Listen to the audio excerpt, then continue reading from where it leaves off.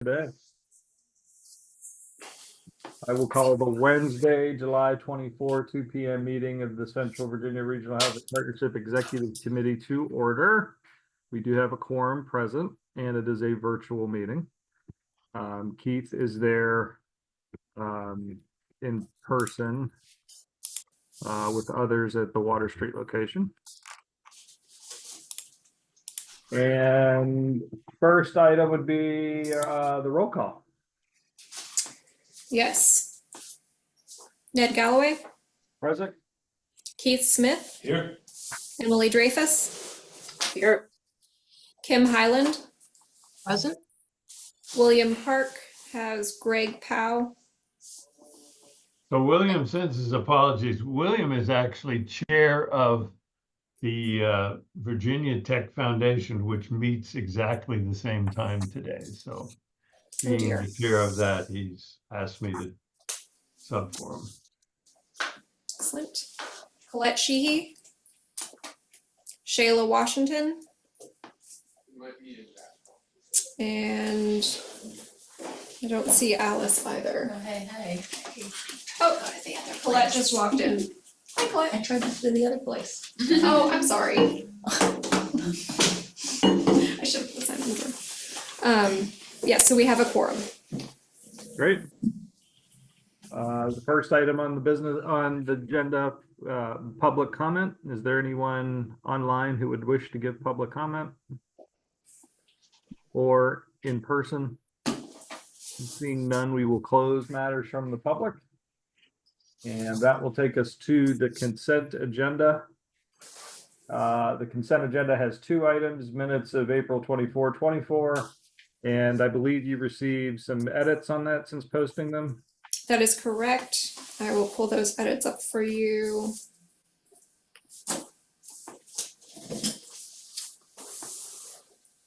Colette had a couple of edits. The developer for the Wortland and 10th Street property for clarity, and then for the Piedmont site requiring archaeological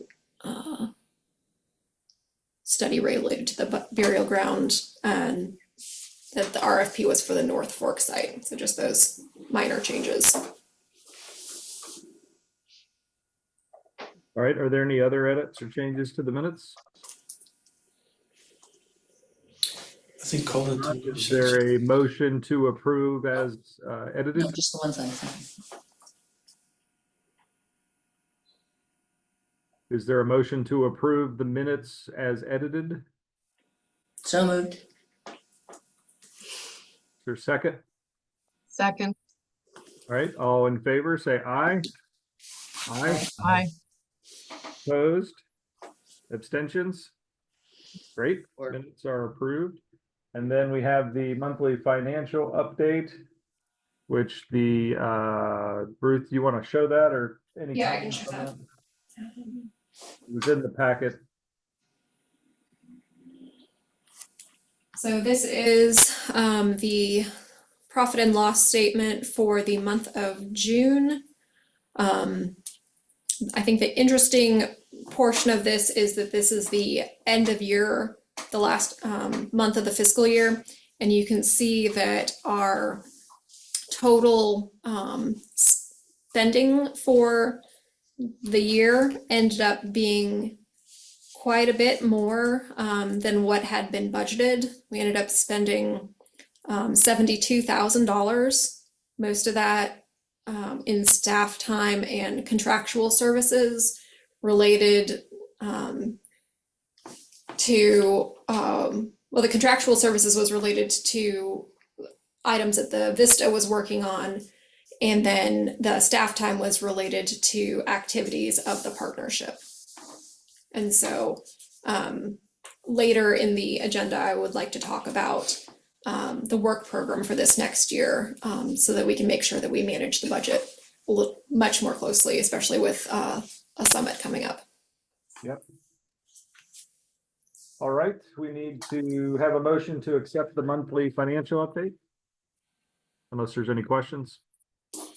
Silly question. It looks like we're $18,000 short if I'm reading this correct, right? So Or is it the 14th? So what we did with this was we pulled funds from other sources to So that cover was it. my question. I was gonna ask you, where did we get the $18,000? Yes, we pulled some of it from deferred revenue and some of it from Got per capita Within the commission. within the commission. Got it, Yes, but that is funding that is typically programmed for other areas. So the commission funded the shortfall. Yes, Got it. that's Thank you. correct. Okay, any other questions? All right, we need a motion to accept the financial update. I'll make that motion, sir. Is there a second? Second. All right, made and seconded. All in favor, please say aye. Aye. Aye. Any opposed? Any abstentions? All right, we've got that taken care of. And the next item, no presentations today. No. So we are going to move on to new business, and the first item, I believe everybody that's at this meeting was present at the quarterly partnership meeting where the discussion came up about adding new folks to the partnership, if we wanted to do that as an organization or as an individual. And then there was some discussion about what the process for those petitions would be. And at that time, I had said, well, that's something that we hadn't really pondered that or discussed that after opening the door to, you know, having new people come on. So that's what we need to take care of today, is to decide how we want to handle this. And then what the process may be. Ruth, am I missing anything there? No, I will share my screen. I've drafted some potential changes for both of those items for review, and I'm open to any suggestions for wording from this committee so that we can take it back to the full partnership. Could you just read that, Ruth, because I can't see it from here? Yes, so the changes are: the appointed voting members listed above are appointed as representatives of their organization, not as individuals. Changes in personnel at the organization may necessitate a change of representative of the organization on the partnership. So that addresses the first issue of whether it's an individual or organization for the appointed positions. And then the second change is after additional voting members may be approved by the full partnership upon petition to the chair, that was added at the last meeting, adding individuals and organizations will make their request for membership in writing to the chair of the partnership. The chair will inform the executive committee of such requests. The executive committee will vet and consider recommending the request for approval to the full partnership. The full partnership will consider membership requests as recommended by the executive committee at their quarterly meetings. So those could be as an individual or as the representative of another organization that isn't listed above. Yes, and I would hope that they would specify in their request which they're requesting.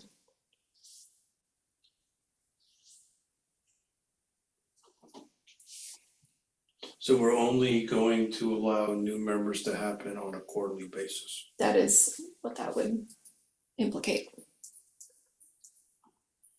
Well, they can't, I mean, the way it's set up, the voting is done by the full partnership, not the executive committee. So just like we did at the last quarterly meeting, that we had to take the vote to allow the members or the switches there happen. So the executive committee shouldn't be the one voting people onto the partnership. Yeah, that was expressed at the last partnership meeting that they would like to have that input. I mean, my thoughts on how it actually plays out is, say, like we'll use Dave Norris as an example. Let's say he writes and says, I'd like to join the partnership. You know, I would think, all right, great. We invite Dave. or anybody that petitions to the executive committee meeting after the request is received. Usually we have, unless if it happens between the second and third month of the quarter, then it may just be the full partnership meeting. The timing, it really is dependent upon when the request is received. But if there's the opportunity, the person could join the executive committee. That would give us an opportunity to meet the person or hear a little bit more about them, the organization, etc. So it's not a full-on interview or anything like that, but for us to consider who they are, what they want to do, why they're interested in joining, and then we could have some discussion then at that meeting, and then send it to the partnership at the next opportunity. I have a request. Do the bylaws require that the full partnership meet quarterly? If not, perhaps the word quarterly should be next. I think it is set up quarterly. We'll meet 4 times a year or quarterly. Is it in the bylaws as such? Yeah, I'm not, let me double check that. Just a thought, because that's what we do, but I'm not sure that's spelled out. I'm married to an attorney. What can I tell you?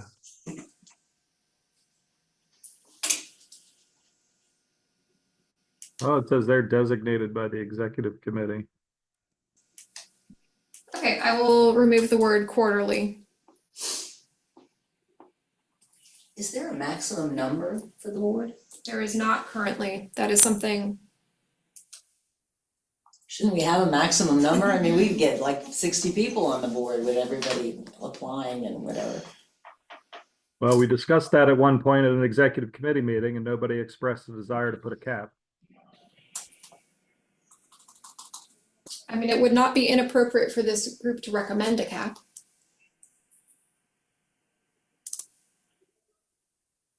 All the strategic plan and the work of the consultant was trying to get us pinned in or honed in on a number, and frankly, it just kind of didn't get much conversation or discussion what we wanted to do. I mean, at some point it gets unwieldy, right? The consultant Could get. suggested that what we have now is unwieldy. Right, I recall that, yes. I recall that we didn't want to boot anybody off the island, but Now we're adding. it people seems to that. me with an open, process for asking to be a member of the partnership, it would maybe help if we had a cap. We can always raise it later or change it later, but I don't know. Yeah, it was also raised at the committee, the full partnership meeting, that it could become unbalanced in terms of the 4 pillars, and that the executive committee might want to consider that when requests come in. Mhm. And so we might want to consider a cap related to that. Well, we're unbalanced already. Yes, And how many are we now? we were 21 and then we added 3. So we're at 24. Boy, that feels like a cap to me. 24 is a big number. It is.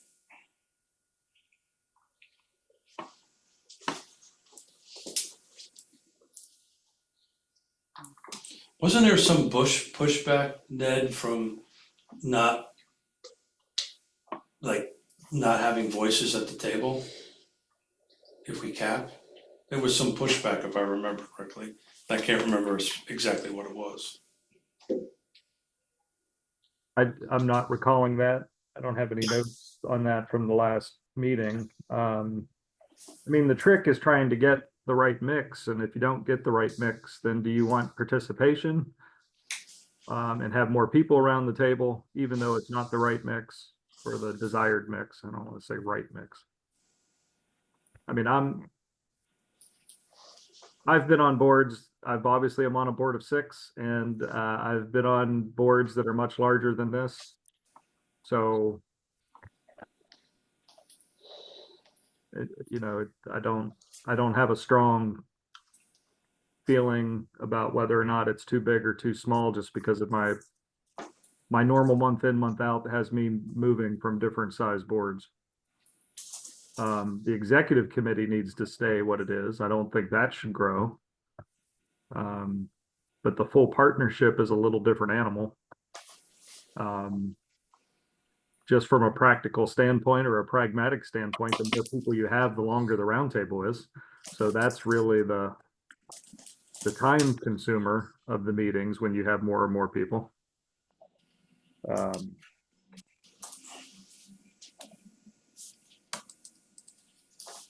So did I'm- raise the concern when the consultant did her follow-up inquiries about not having directly impacted people at the table in significant enough numbers to be getting input from folks with lived experience. I always feel like that's our best source of information, and it's tough to get if you don't have at least a few people to draw from, just because lives get complicated and they might not be able to show up to every meeting.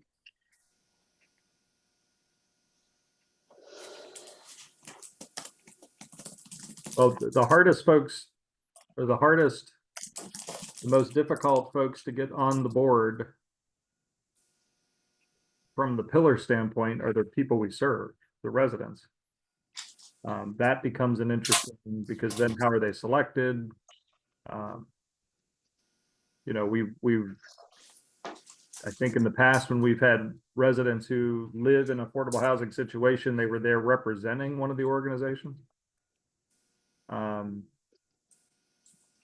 But that, of all citizen committees that I've been involved with, that always tends to be the hardest one, the hardest group to try to pull in. The city has turned to compensation or types like that. The county has done some compensation to get citizens involved in bigger projects where you want them at the table. I mean, I'm open-minded here, so. I would agree, Ned. That's the most difficult group of people to get at the table. We want to be careful, though, of limiting anyone who wants to participate in the group. That's the downside, right? Do we want to discourage anyone who is interested in assisting with affordable housing from participating in this group? I mean, and I understand how unwieldy it gets, but you guys are talking about the broader membership, correct? Right.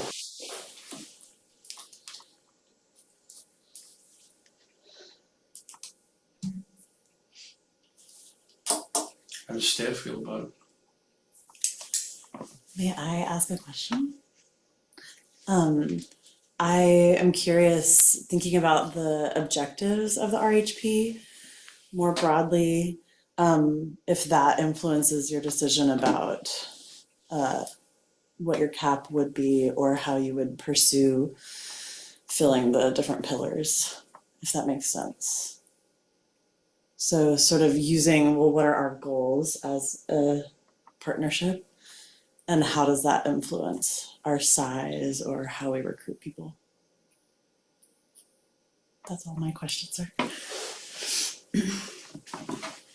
Well, I mean, I think it's right, because if you're in a board where you're doing a lot of actions, you're having to work through a lot of policy or a lot of financial decisions. I mean, then a larger board does become unwieldy because you've got so many people engaged in it. We're not taking a ton of actions as a partnership. So it seems to be more information, or the more you have there expressing what they're doing and how they're making things work in their space seems to be the value. But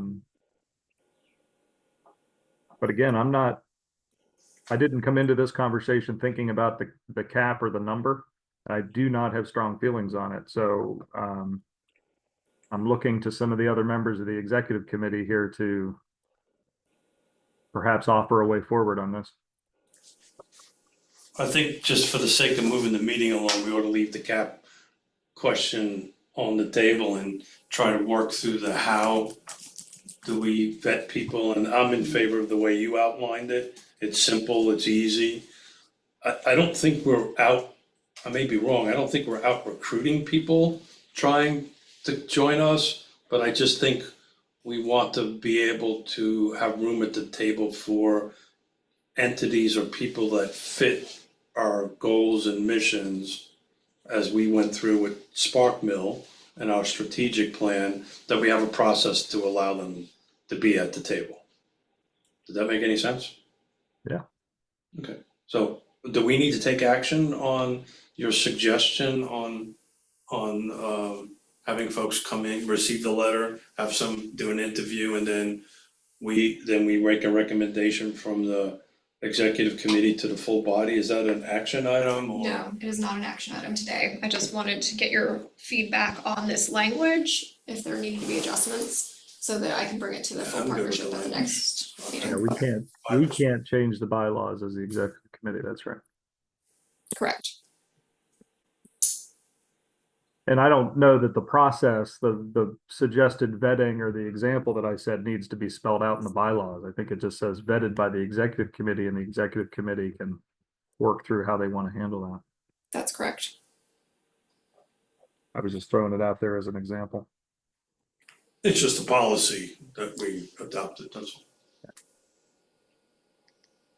all. But this way, I mean, if it's open-ended, you can manage the number. I don't know that it has to be officially stated, even if you're wanting a cap, that it has to be capped. Because you can, if you feel like you've got too many folks wanting to be on there, then you can shut down deny the request to join. Or if one body becomes overly representative or whatnot. There All right. is some amount of risk for denying a membership request inequitably, where you might have two folks who request membership within a period of time, and one is allowed and the other one is not, and they have similar backgrounds. So that is one reason that you might consider setting a cap at some point in the future, but we don't need to do that today. I wonder if, can you put that list back up, Ruth? Yes. I wonder if what we cap are the organizations that are involved. Like the Carr Foundation is a brand new organization. If the Carr Foundation had existed when the partnership formed, my suspicion is they would have been on this list. You know, now I'm guessing, I'm rewriting history, but you know, it just didn't exist when we created the partnership. So what I guess we could do is the voting members of those organizations be capped, and what we leave a little open-ended are residents or individuals of folks that live in affordable housing, since that's the deficient area. And then if we cap the organizations that are there, then that I think that would get to Ruth's concern, but if you just, I mean, if you say one citizen, I mean, look at all those organizations. We'd have to double up if we wanted equal representation of citizens on the board, which I don't think we want to double up for that, but. So you're suggesting adding Carr Foundation to this list and then restricting the folks who can petition to individuals only? So I'd remove organizations from this language. Or we just cap, if you want to put a cap on it, cap the amount of organizations that go, and yeah. I mean, the Carr Foundation, I mean, that represents, it's a not in and of itself, it's Keith, you'll have to help me here. It's a nonprofit itself, but it represents, I guess I don't know enough about the organization yet, but it's representing the for-profit world. It's a nonprofit set up to help a for-profit world, correct? Yeah, think of it a lot like the corporation for the commission, and then the commission, right? So it's a nonprofit set up by the Charlottesville Area Association of Realtors, but it can do many different things, right? It does not have to be specific for raising money or money going towards Charlottesville Association of Realtors, they can help fund something else that's related to whatever their mission statement is. And I don't know what their actual mission statement is, to be honest with you, but I know the way the structure is that, but think of it a lot like our corporation here. They're going to help raise money to fund organizations or individuals that are similar to the core value and the core mission of CAR, much like the Thomas Jefferson Planning District Commission and Corporation. Did that not answer the question well enough? No, I think it did. I just, I think Ruth's onto something here with that. In addition to the list above, is we put a limit on how many, so it's not I just mean, 10 or 15. This is gonna be very unpopular, but there's an easy way to limit people is start charging a fee. Well, that's where the consultant was trying to get us to go. Yeah. And that will, in itself will limit a lot of entities. I'm not so sure we're ready to have that conversation yet, but that's a surefire way of, it's gonna cost you X thousands of dollars just to join as an individual or as an entity or whatever. And we may want to start re-looking at that again, I do think we need to look at a long-term financial strategy for the organization. since we're writing $18,000 checks. It's probably not a bad idea. That's not sustainable for the PDC to continue funding overages like that. So I added this sentence, the number of organizations that can request membership in addition to the list above is limited to 5. Would you like a different number? I'm totally unclear on what that accomplishes. That's okay to me, yeah. And that, right now, we would we'd have one that's done so? We have CAR, we have the land trust, and yeah. As far CAR as nonprofits go, Habitat. that have petitioned for membership. Okay, got it. Separately from the list. So those are, So is that sentence saying the nonprofit column cannot have any more than 5? Is that what we're saying? that's saying that in addition to this long list of Got it. appointed and Okay, I position misunderstood. slots, I understand that. 5 organizations can petition. Let's see what everyone thinks about that. So we have 3 to give. Sounds reasonable for now. I don't understand at all what that gains, that last sentence. I'm not sure what we're afraid of. So Greg? Greg, I was trying to capture that this list of voting members, which is a bunch of organizations and appointments by organization as specified in this change that we're making here, that all of these are organizations spots except for the 2 chairs. That when an individual or an organization is requesting or petitioning for membership, that we're limiting the number of organizations that can do that to 5. Perhaps Because it's an arbitrary number, but the discussion here in the room was that we wanted to have more opportunity for individuals and citizens to join the RHP, but we have a lot of organizations represented already, and we probably want to limit that so that the RHP doesn't become a huge body. So are we saying organizations only can join, not individuals? No, I'm saying that there's not a That's cap not for what it says. individuals, but there is a cap for organizations. Do we spell out there's not a cap for individuals? I can. I've asked the question, I wasn't suggesting. Well, we need the point of that coming out was that that's the hardest, having residents that are served. So that pillar is just not, that pillar's not represented on our body anywhere. Agreed. So if we don't leave that open to allow some folks or try to do some things to get in there, then we're not doing our job, making sure all 4 pillars are in fact, I mean, we we represent them. I represent people. I've been voted and elected to represent folks. These organizations serve those folks. But we're not hearing from them direct.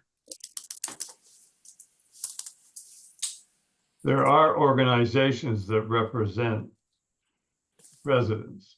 I don't know if we got them all yet.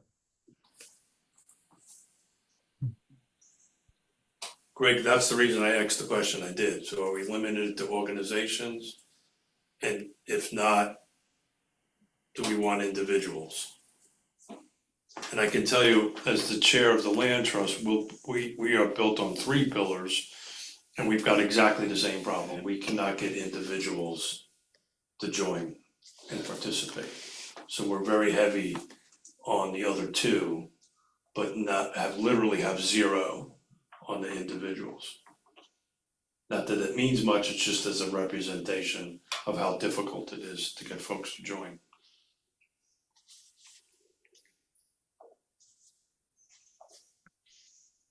Perhaps, Ruth, that in where we state individuals, we just clarify that this isn't just anyone, it has to be representative of that 4th pillar. I would agree with that.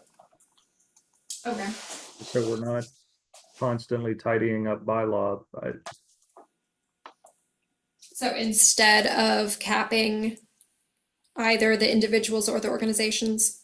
No, leave all that. But when you say there is no cap for individuals, and then however we need to say representing the 4th pillar or the pillar, we could probably figure out language on this without wordsmithing it today, but the point is saying that individuals, meaning residents who live in affordable housing situations, driven by the the organizing structure of the organization. Okay. I don't know how to come up with a real quick, easy way.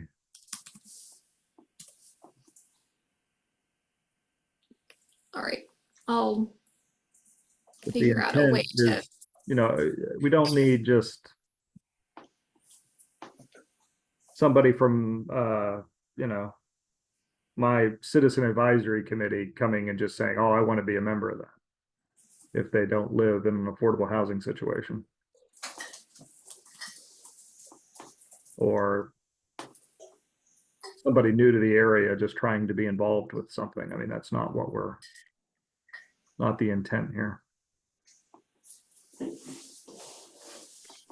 It might help to specify income, to say the people who are under 40% of the area median income, or 30% even, since our AMI is so high now.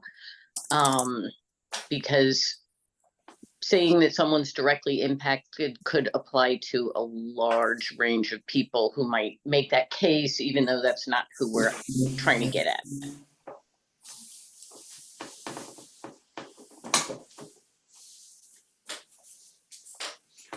Yeah, I would be opposed to a AMI cap.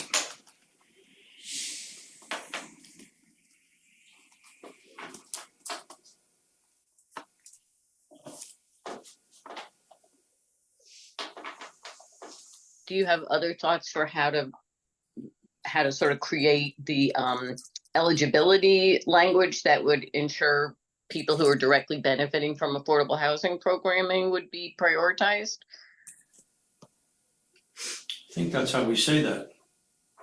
Because I can tell you, the land trust, just to talk about that, we are working on doing 80, 100, and 125% AMI. Because even at the 100% and 125% AMI, there's no housing. So I would be concerned about limiting it to a number.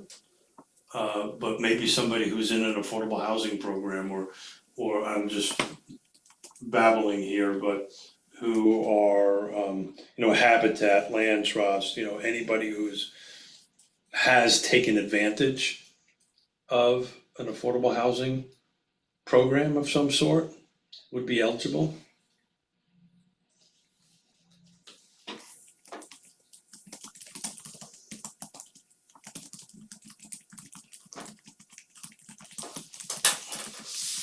I'd be reluctant to put a percentage number that's gonna be in bylaws that has to be changed at some point in time. Should be a little bit more more vague, that makes sense, than a number. How about this? I will take another whack at I was just this gonna- language. Can you use that it would be a beneficiary of an affordable There housing you go, program? there you go, I like it, And then that leaves it open. like it. Whatever that program may be, Right. love it.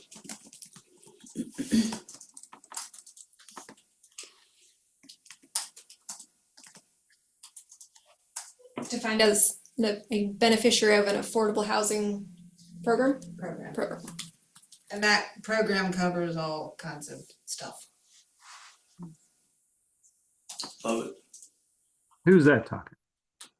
Stacy. That's the good doctor. Dr. Pethia, I can't see who's in the room, but if I didn't hear you talk yet. Okay, so there is no cap for individuals representing the fourth pillar, defined for this purpose as a beneficiary of an affordable housing program to be approved by membership request. Love it. Okay. Thank you, doctor. All right. All right. So that handles item A. Were there any other bylaw issues, Ruth? I don't recall any in my notes that were. No, those were the two. Good, finished. Then that will take us to the officer nominations for the coming year, and actually worked out since Greg is here. Greg was on that nominating committee. Do you want to make any comments or additional thoughts there, Greg? Or did Greg freeze? It look, oh, there you go.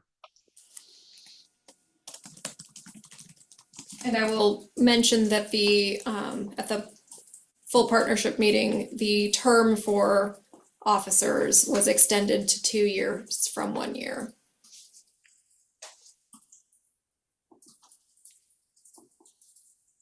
And that we are allowing 2 consecutive terms as well.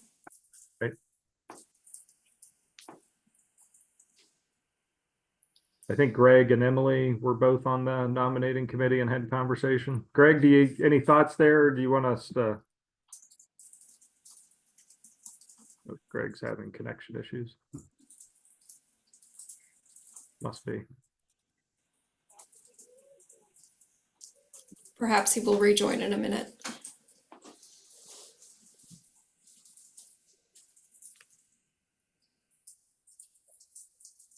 Emily, you were on the nominating committee as well. Any thoughts? There's Greg back. I'll let Greg speak. As far as I know, we haven't picked up anything, done any follow-up.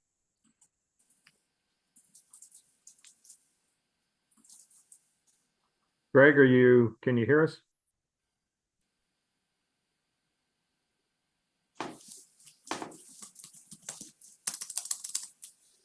Well, that's unfortunate.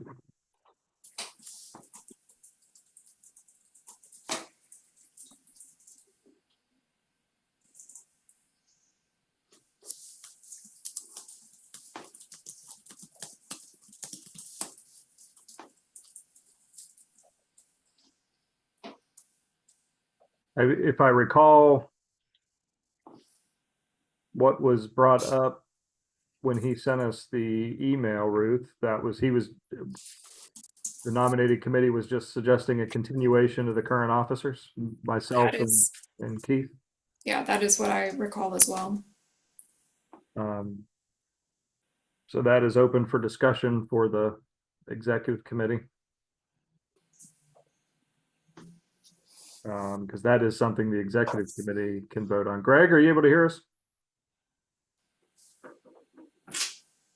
I'm sorry, my connection keeps cutting out.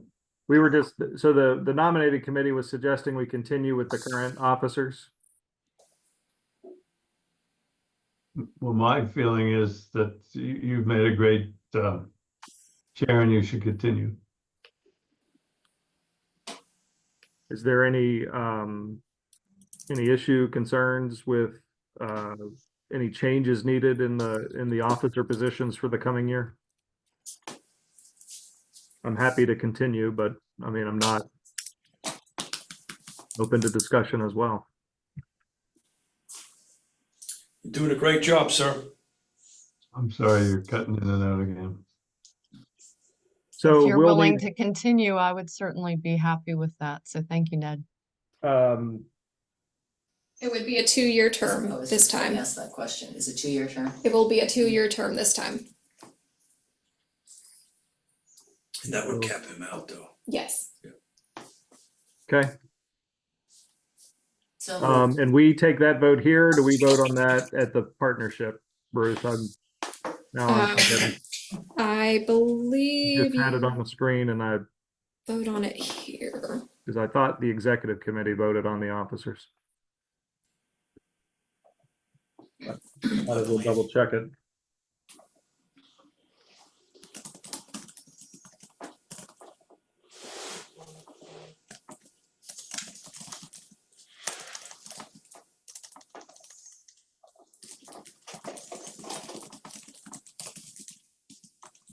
Yeah, Officers shall be elected by the executive committee at the first executive committee meeting of each new fiscal year. that's what I thought, but I couldn't remember with other changes. So is there, the slate would be myself to continue as chair, Keith Smith to continue as vice chair. Is there a motion to nominate or to appoint those? There we go. Is there a second? I second. All right, all in favor, please say aye. Aye. I, Any opposed? Abstentions? All right. Well, thank you for that.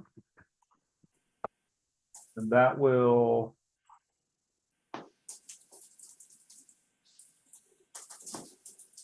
I keep looking to my right. I have the agenda up on another screen, so I'm not trying to look distracted. Item C under new business, meeting schedule change to bi-monthly for fiscal year 25. I'm putting this out there as a discussion point. It seems that we do not have the need to meet every single month of the year. As an executive committee, there could be times where we might need in a quarter to meet more than just the 1 month of the quarter. But what I would propose is that we plan to meet the first month of each quarter. So how that would play out, we'd always meet the month after the full partnership would meet, because I would expect there could be things coming out of the full partnership. We leave the second month open as needed. So that if the work or if there's items that we'll need to handle, it could be nominations, it could be finance stuff, it could be project related stuff, and we can plan this so it's not, look out so we're not just dropping a meeting on you with a week's notice or something. But the idea being, we meet the first month of the quarter, we leave the second month of the open as needed. We always get together with the full partnership in the third month of the quarter anyway. So there's no need we don't have an executive committee meeting in that month. And with the new electronic participation that the General Assembly put in, that would allow, if that as needed meeting, I would just suggest we report out front that all those as needed meetings would be conducted virtually. So that would put us meeting 4 times a year in person as an executive committee, potentially 4 additional times as needed, and then we meet together as a full partnership. I'm just throwing this out there. I haven't even discussed this necessarily with Keith or Ruth, but we had discussed, do we really need to be meeting every single month, which I don't know if we need to do that. Keith, any thoughts? No, as long as we have the ability to have a meeting in between, if we have an agenda that we need to take care of in an in-between month, then we have a meeting. If we don't, then we don't. I think we know that coming out of a partnership or if we have our first executive committee meeting, we make the decision right there a month ahead of time. Do we need the second meeting? In other boards that I'm on that operate this way, they decide based on what's ahead of them if they really need to have that meeting in 30 days or not. So it's not like, oh, I'm waiting till the day before or something like that. I don't want to be dropping this on people. Everybody's schedules are tough enough where if we know it's a possibility, but we agree on it 30 days in advance, that gives everybody the chance to have it on their schedule, because it should be a block of time that's open anyway. So I think the monthly meeting was just from the very beginning, we were trying to get the organization built. Right. It's functioning well now, and I don't see a reason why we can't do it the way you outlined it.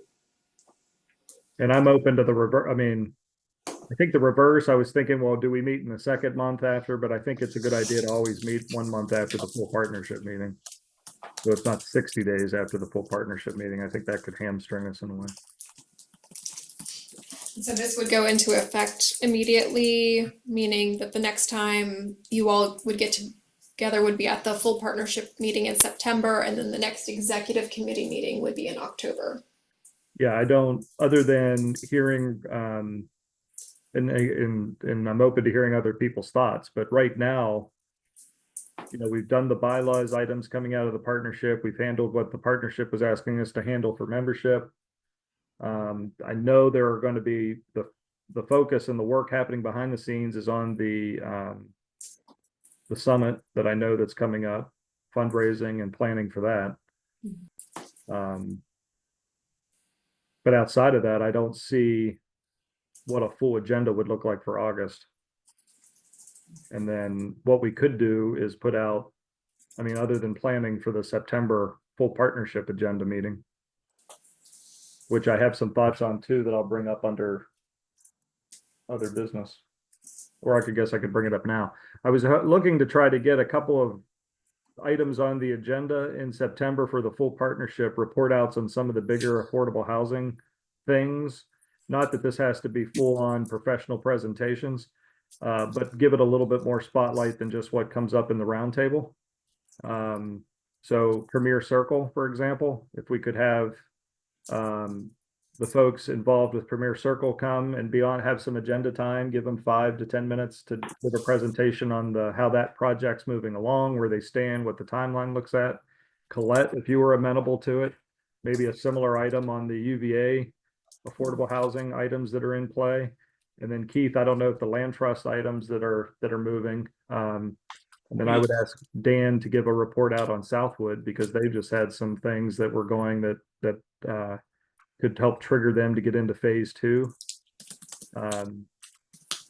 Not that I'm looking for big presentations on every single affordable housing project that are out there, but some of the bigger projects, I think it would be worthwhile with the people in the room to hear about it. Also possible that one over on Ivy Road. I'm forgetting the name of that group that's doing that development, the full 100% rental over by 250 and Ivy. Graystar. Yeah, I couldn't remember it. I mean, of course, the people that we're asking to do this have to be available and be prepared to give, you know, I'm not looking for PowerPoints and, you know, big things, but to give it more than just a 2-minute update as well, so everybody kind of knows what's going on, I think would be useful. And then Kim, if you know of any, because I've just kind of hit urban area items, right? And urban ring type things. If there are projects out in the rural area that are a little bit bigger, because I know there's been one going on in Fluvanna, maybe we could suggest what those are and then we could pick 2 to 4 of them to get updated or highlighted in the partnership, and any that are left off the list, we could ask that we get updates on those in the December. You might want to ask William Park to give a chat about his Colonial Circle, which is 60% AMI, 125 units. It's his building, so he's a developer, so it might be a really good idea for him to, that's a pretty outside of the box project for a rural county like Fluvanna. Yeah, and I think that would be a good mix. Maybe we pick the 2 that are kind of more urban, and then pick a couple that are in that are more rural and go from there. Kim, I'm sorry I didn't give you a chance to respond. No, that's okay. Yeah, I'd love to hear an update on Colonial Circle as well. We are working on 2 projects, one with 25 units in Louisa County and another with 17 units in Fluvanna County. And these are going to be a little bit lower income generally, and much of it geared towards the aging population, which the rural areas, as you guys know, that's my area of focus, which I think should be strengthened in this ordinance. We're looking at population-wise in the Thomas Jefferson Planning District. The bulk of the people are in the rural areas, and there's a lot of unique challenges with that. And we have been having the rural housing discussion groups, and those have been going really well. I think they're very productive. We're encouraging more involvement from the government, and I think them having that opportunity to have something that is just rural focused has been extremely helpful. We're getting more engagement that way. Unique challenges with the rural area, lack of infrastructure, allowing us to kind of hone in on what are the problems specific to the rural areas. The 21% aging population. But yeah, so to wrap that back up, having the Colonial Circle update, and we're glad to give an update as to where we are with our projects. It's not as big as Colonial Circle, Keith, but certainly it's 42 units for Fluvanna and Louisa counties is pretty significant, particularly when it's heavily very low. Where the unique thing for Colonial Circle is the tax credit that the county gave, that's the real outside of the box. Yes. And how are they finding local residents that will receive these benefits? What is the goal? That's a great question. And I've offered to the county, I've offered to Eric and Kelly that we're glad to help. We're used to the selection process.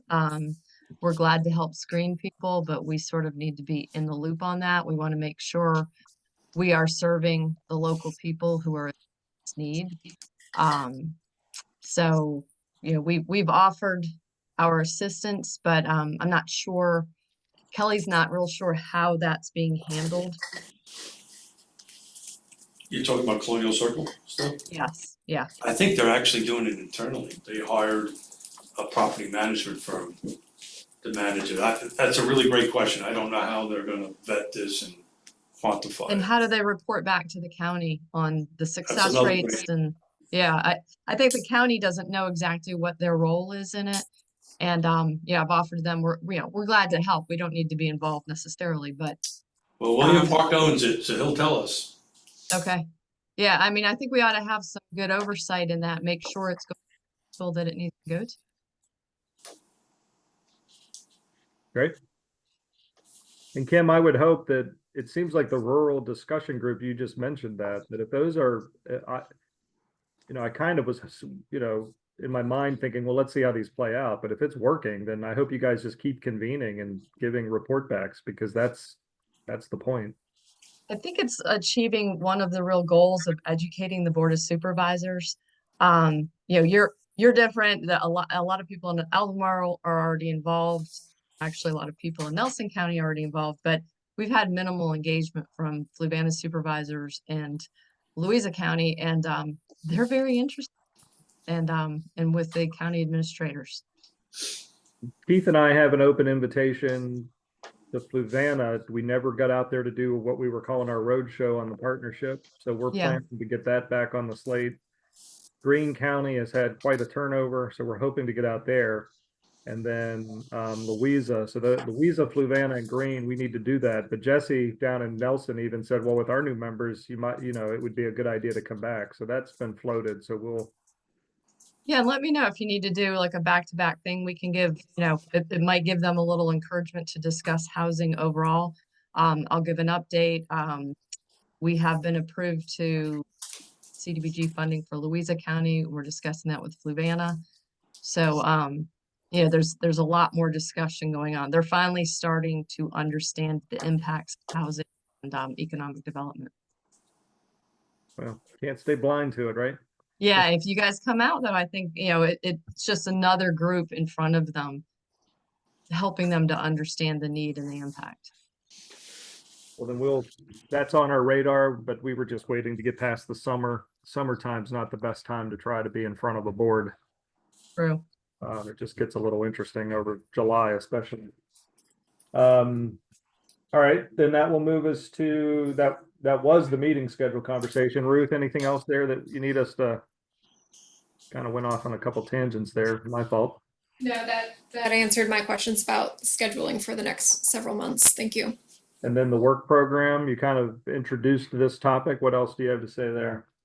I just wanted to take a look at the budget that I presented at the full partnership meeting with you all, and talk a little bit about what the potential implications are for the summit as relates to this budget.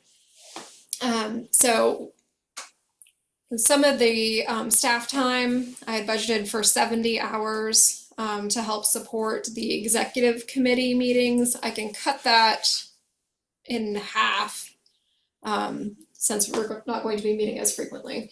But we have events committee meetings. We would like to be funding the events committee meetings that are for the summit directly from the summit's budget instead of from the RHP's budget. I'm working with Lori Jean to create a separate budget for the RHP's summit that will be self-sustainable. And the last summit that we put on, we overfunded for the direct costs, but we underfunded for the staff time. And so the TJPDC ended up having a loss for the last summit of, Christine said it was like $20,000 or? At least. It was at least $20,000. Because we didn't fund for staff time. Correct. And so that ended up being taken out of the RHP's budget for that year. But I think we're doing a much better job on budgeting for this summit, including that, right? So Right. the budget that I saw was very light in terms of hours for staff time. And so I'm working with Lori Jean to Good. make sure that looks. Would you like me to add something? Yeah, please. So, because I've just been looking at these numbers a lot this week, so Ian spent over 500 hours on the RHP over the course of 9 months. I was looking at September, no, that's less than 9 months. It was September through March. That's 7 months. September 22 through March 23. Ian alone, and he had the largest number of staff hours, but there were other staff hours as well. But so it was over 500 hours. So looking at the 300 hours here for RHP itself, just knowing that the summit takes a huge amount. I haven't even looked at how much I've already spent, how many hours I've already spent on the summit. And we haven't even reached September yet. You've already been spending at least 10 hours a week. Something like that. Yeah. So just being aware that, so we're trying to put together a real picture of what it has looked like so that we can better plan for the next ones. So that's 3 months worth of work. If I did my math right. Okay, I trust you. Well, it's 500 divided by Can I ask 40. a question? Yes, absolutely. I'm sorry, I'm new to this group, to the committee, but I'm wondering, is it the sole responsibility of the CVRHP to fund staff time, or is, it's kind of supporting a communal goal with TJPDC with housing? Was that, go ahead. Yeah, so the CVRHP's budget was what I just had up on the screen here, which is $50,000 for the entire year for all CVRHP staff time and direct costs. So some of these are fixed costs that, we can't really change unless we decide to take down porch light or, not do any website updates or not have an AmeriCorps Vista, which is, a bad idea. Davey has been an excellent help to us over this last year, and I have another Vista. But you're $18,000 short to start with. So that 50,000 is, The $18,000 was covered by, no, I understand that, but that that budget, doesn't impact this year. but we know we're gonna spend an extra $18,000. Hopefully not. It's possible, yes. So we either need to scale back what we're doing in terms of staff time to support the RHP Or increase the budget. or increase the budget. I don't have a mechanism to increase the RHP's budget for this next fiscal year unless there are other funding sources Got that become available. What we can do is fundraise for the summit, and we could potentially move some funding from the RHP's budget to the summit budget instead, And vice versa. and vice versa. So the events committee funding line item could potentially be wholesale moved to the summit budget. So, That's $4,000. so the fifth porch light and the maintenance fee, the $6,000, Mhm. is anybody using that website at all? I haven't heard any talk about that forever. It is not well used. So that's something that we need to consider, whether we want to have our next Vista invest time in researching getting that going and being more used by landlords and residents, or if we should just can it. And yes, Stacy? Porch light, because I think you use social serve to do that, correct? They're not well used anywhere, because we also had a similar website in Pittsburgh, which was not. We directed voucher families to that all the time, and it just was never well used. So I don't know if promoting it in any way would change that or not. Can we mothball it for right now? Take it offline? Yeah, just park it for the moment. I can explore that.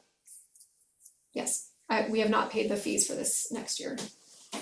So, Ruth, you might want to talk with Mike Parisi, who is contracting, I believe, with the CAR group that Dave Norris heads up. And I met with Mike because he was doing research and looking for resources that they should include in a new website, and it sounds like it might be very similar. okay, do you think you can send me his contact information? Sure.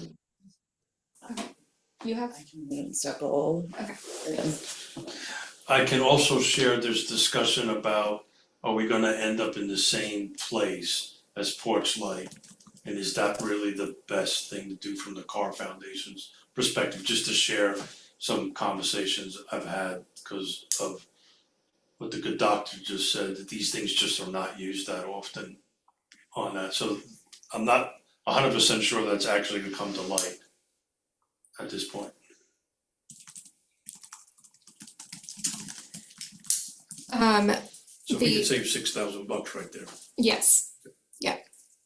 There's also this local travel line item that is really just to cover staff direct expenses going to local meetings related to the Regional Housing Partnership, whether we're going to board meetings or if there is an off-site event, like when we had the Albemarle Developers Incentives Forum up north at North Fork. So that's not really something that I would recommend changing.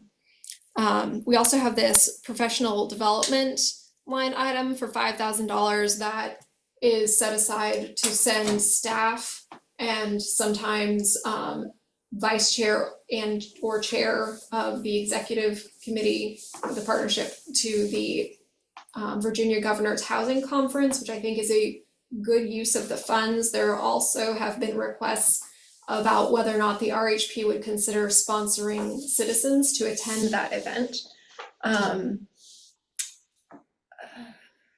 That is not something that I think this group has talked about before, but I think is worth discussion. And then there's the question of how do we make that sustainable, and also how do we make that equitable? As we do it one time, what will we do next year, and how do we make sure that there's continued funding available when we're already having funding issues?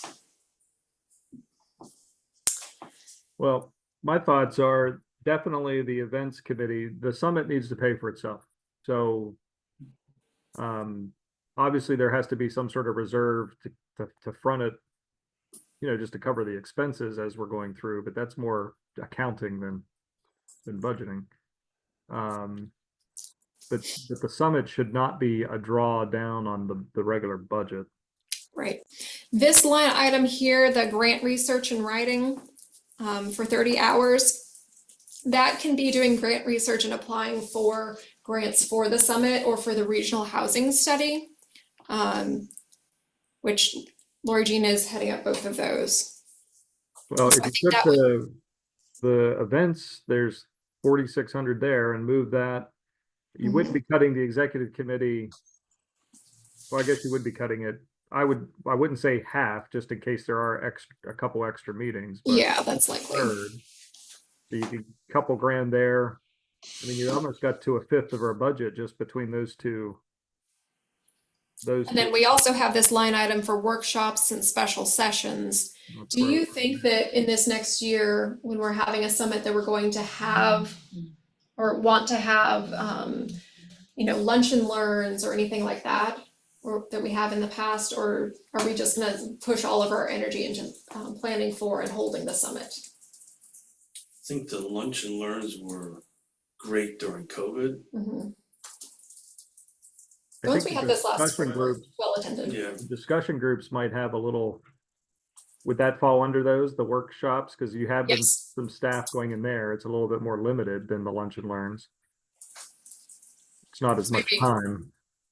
Yeah, so maybe I reduce the amount of time spent on that. Can I ask a question? Yeah, absolutely. So reducing the amount of time spent on lunch and learn, how would we do that? How would we accomplish that? by not doing it. Not Or doing just lunch. canceling them completely? So we're not doing any lunch and learns Oh. this year, but we will still support the discussion groups, but those are less effort than the lunch and learns because we don't have to do any of the setup and I'm sorry to jump in. it's okay.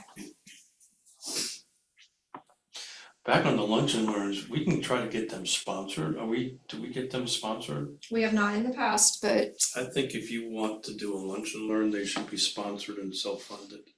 I think that's a great If somebody idea. makes a decision that if we want to do a lunch and learn. How many people attended on that one? 100, something? Something like that, yeah. It's a good number. And I think you can raise sponsors, so whoever's sponsoring is in front of 100 eyeballs. Okay, this is helpful for me for figuring out what we're doing for the next several months. And as we're developing and finalizing a budget for the summit, the thing that I am most concerned about with the summit is making sure that our fundraising goals are attainable. And we will absolutely be relying on the partnership to help with that fundraising. So there was 3 months of 40 hours a week for one person to put on the summit. That's what happened last time. Is that what we're saying? I can give you the full numbers later. Well, It was fuck. more than that, but yeah. It was more than that. Was What more I than- said earlier was kind of the most baseline. Yeah, Yeah, okay. that was Piece of just data. Ian. Yeah. The last 2 weeks before the summit, it was pretty much all hands on deck Yeah. in terms of PDC staff helping. But that number shouldn't be difficult to do. We've got a database, so that's what we gotta add for this year. Okay. So that what you're saying is we need to raise more money. Yes. Got it. All right. Chair Galloway, that was all I had for the work plan. Well, we found some room just in there, I think. Yes. And then if we, that puts a little bit more of the pressure on the folks working on the summit and the fundraising, but if the rest of us have to get pulled in there to help, I know that Keith and Jesse always are working to raise money, We're but gonna need all hands on deck for that, cause I think that number's gonna grow substantially. okay.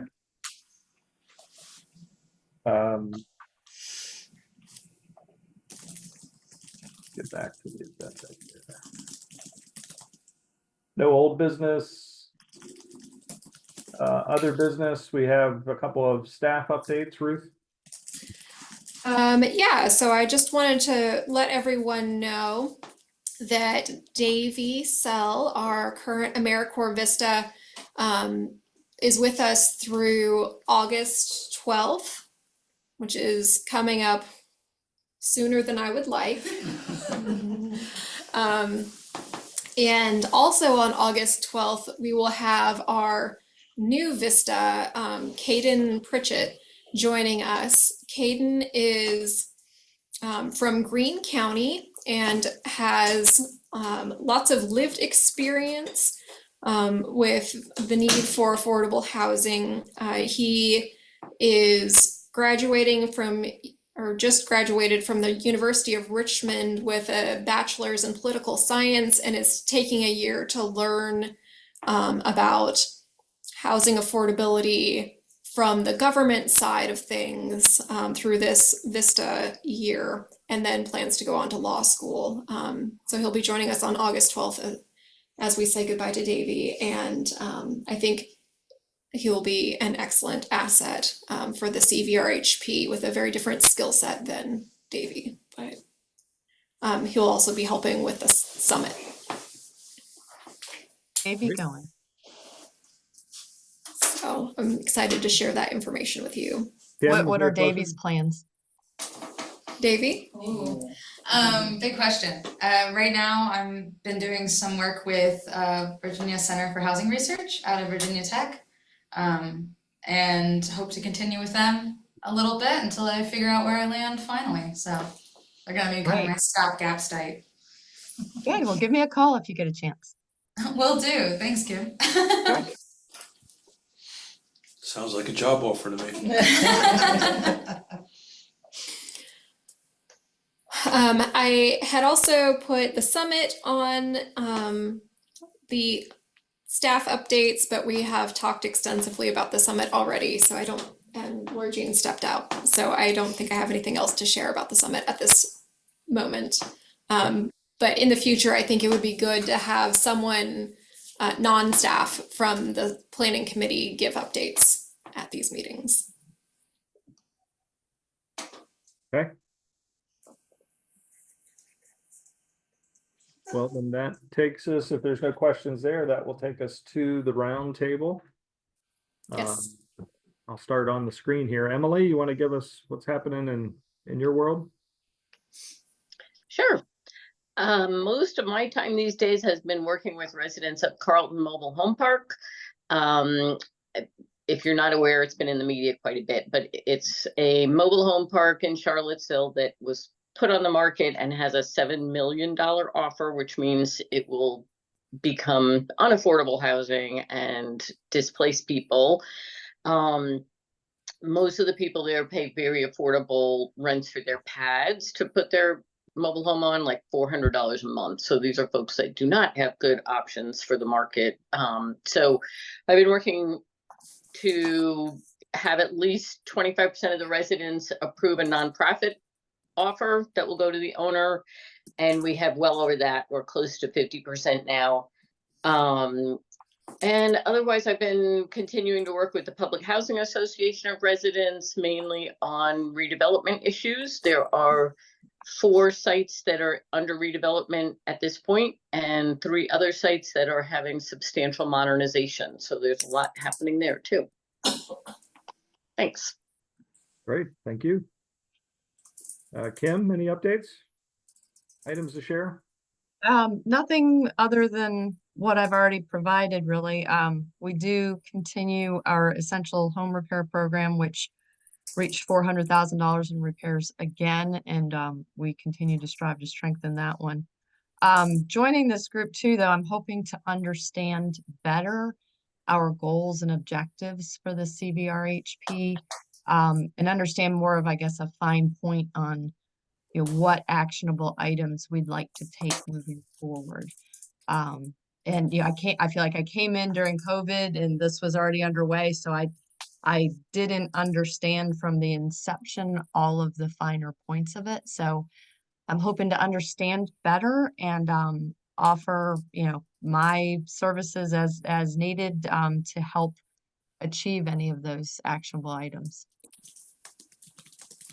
And it perhaps could be a good time for myself or Keith can get on a call and we can have some more of that chat as well. that would be fantastic. Appreciate it. Greg, give a go at the roundtable.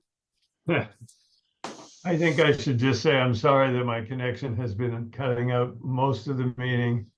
We're in a rainstorm here, so I won't even try to do any updates. And hopefully, William will be back for the next meeting. Thank you, Greg.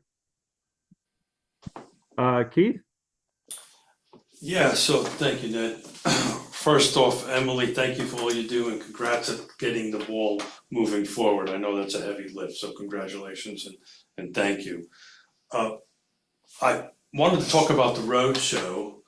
So we talked a little bit about that and we also talked about staff budget. I think it's really important, Ned, that we start trying to get on people's calendars and schedules as we've experienced. This really requires a little bit more than a 5 or 10 minute presentation. So understanding staff is stressed. If you guys want, I'll be more than happy to take on the role of trying to get on agendas and calling the administrators for each one of the jurisdictions and try to get that on, and then Ned and I can kind of work together if Ned's okay with our calendars just to make this happen. If everybody okay with that, I'll take that role on. Is that okay with you? So that, would there still be an expectation? I would assume that TJPDC staff would come support you at those presentations. If you want to, Ned and I are pretty good at this. Ian gave remarks just on some process stuff. Christine, I know, had attended. I don't know what their attendance TJPDC's is anyway at some of these meetings.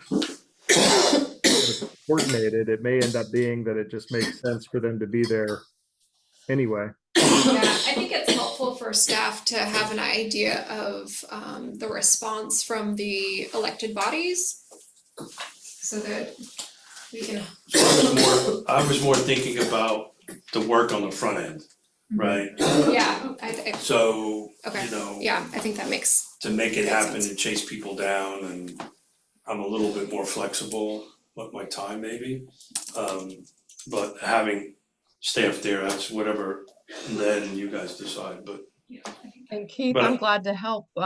You know, now that I'm on the executive committee and, you know, Thank you, Kim. and Fluvanna and Louisa and say, hey, you know, we're working closely with TJPDC on this. This is well worth you guys paying attention and hearing. The key though is we learned it just can't be a 5-minute presentation. It has to be something a little bit longer and that allows for back and forth, so. If it's okay with staff, I'll take on and work with Kim and Ned and whoever to get this done, cause I feel that this is super important at this point in time to get in front of it and what we're doing. The second thing I had a real interesting conversation with Chris Bennett at Spark Mill yesterday. The land trust is hiring Spark Mill to help us hire a firm that's gonna be a fundraising firm that's all they're gonna do is raise funds for us. But he talked about there is apparently, maybe a good doctor might know who this is, but there's a similar organization on the other side of the hill. And there was discussion amongst them through Chris, through me, that there may be a good point for us to be talking to one another. And the reason that conversation came up is a lot of the affordable housing that folks work in Charlottesville buy on the other side of the hill. So at least, if not working together closely, at least some sort of dialogue at the executive committee level might not be a bad idea. I don't really know who's who over there, so I've asked Chris to let me know who that is so we can start talking about, does it make sense or does it not make sense? And I think that's all I've got. Great. Yeah, just let me know what I can do to help on the road show stuff too. Yeah, we might need to lean on a few people. Got some capacity now as well. Colette. Nothing really new. I mean, we just are, the university's continuing to work through its processes on all three of our projects. That's about it. Can I ask what that means exactly? Well, I think the Wortland Street property is probably project is probably the furthest along. They've had some community engagement, and PHA is a little bit behind them. I think the funding, they're both gonna go for tax credits, and I think Poe is gonna go in 25 and PHA is gonna go in 26, so as not to compete with one another. And then the North Fork project would be a fall kind of RFP solicitation for a developer. So and the difference there, I mean, I think it's important to note the difference between the North Fork project is gonna be a very different project. Cause it's not 100% affordable. I mean, you know that from the rezoning. Sorry. We'll have some portion of affordable. Plus it'll also be ownership versus rent, correct? I don't know that we know that yet. I think, yes, they're designing it because they came in under the old policy that only 15% would be affordable. So there's gonna be a lot of market rate. I don't think they know the exact or the cut down of the percentages could change based on the RFP. That's what everyone was saying. That, right. but we don't know the percentage of affordable housing. We'll learn more about that when the requests for proposals go out. So that was what I was curious about, when the actual RFPs were happening. So it sounds like that's happening later this year. Yeah. Great. Stacy, anything in Albemarle that I should be thinking of before I give what I was going to share? I think the biggest thing that we're doing now is creating, for lack of a better term, we're creating a waiting list for county residents, or anyone really, who is interested in renting or purchasing an affordable unit, to get on the list so that when developers who have proffered units notify us that those units are ready to rent or to purchase, we have a list of people that are income qualified by the county that we can direct towards them. And one of the problems we have, particularly with the proffered units for sale, is that we don't have a good stream of potential buyers. So we're gonna kick that off next month.